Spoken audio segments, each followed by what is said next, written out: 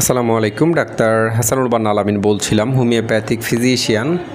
আজকে আমরা একটা বিষয় নিয়ে আলোচনা করব। বিষয়টি হচ্ছে হেমাময়েড অথবা পাইলস। তো পাইলসের খুবই কমন ইউজেস দুইটি হোমিওপ্যাথিক মেডিসিন সম্পর্কে আজকে আপনাদের সামনে আলোচনা করব। একটি মেডিসিন হইতেছে সালফার, অপরটি হইতেছে নাক্স ভূমিকা।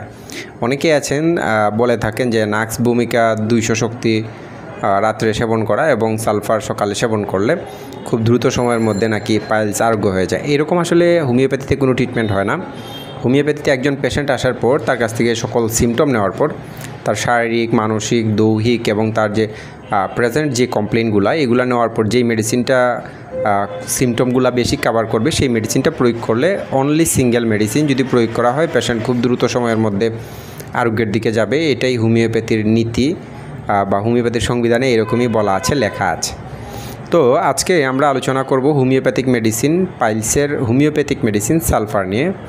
সাধারণত স্রাবী এবং অস্রাবী, বেদনাদায়ক অথবা বেদনাহীন, কোষ্ঠকাঠিন্যযুক্ত বা কোষ্ঠকাঠিন্যের কারণে যদি অশ্বপীড়া বা পাইলস দেখা দেয় এবং পায়খানা করার সময় অথবা পায়খানা করার পরে পায়খানার রাস্তার মধ্যে যদি জ্বালা করে, ব্যথা করে এবং রুগী বারবার মলত্যাগের একটা ইচ্ছা যদি থাকে, সেই ক্ষেত্রে আমরা হোমিওপ্যাথিক মেডিসিন সালফার যদি প্রয়োগ করি, খুব দ্রুত সময়ের মধ্যে রুগী আরোগ্যের দিকে যাবে।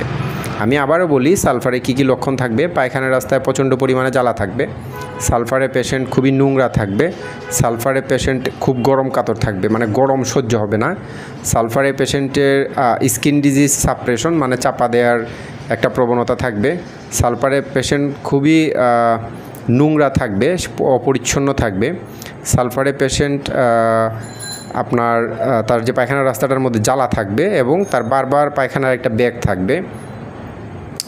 স্রাবী এবং অস্রাবী অশ্বপীড়ার ক্ষেত্রে আমরা সালফারকে প্রয়োগ করব। এখন আমরা সেকেন্ড যেই মেডিসিন নিয়ে আলোচনা করব, মেডিসিনটি হইতেছে নাক্স ভূমিকা। সাধারণত অনেকে আছে অতিরিক্ত রাত্রি জাগে এবং সেই কারণে যারা রাত্রি জাগে তাদের কিন্তু একটা কনস্টিপেশনের একটা প্রবলেম থাকে বা কোষ্ঠকাঠিন্যের একটা পীড়া দেখা দেয় যারা অতিরিক্ত রাত জাগে তাদের। তো সেই ক্ষেত্রে অনেক সময় মল ত্যাগ করতে গেছে বাট মল হইতেছে না। নাক্স ভূমিকার পেশেন্টে খুব মেজাজি হয়।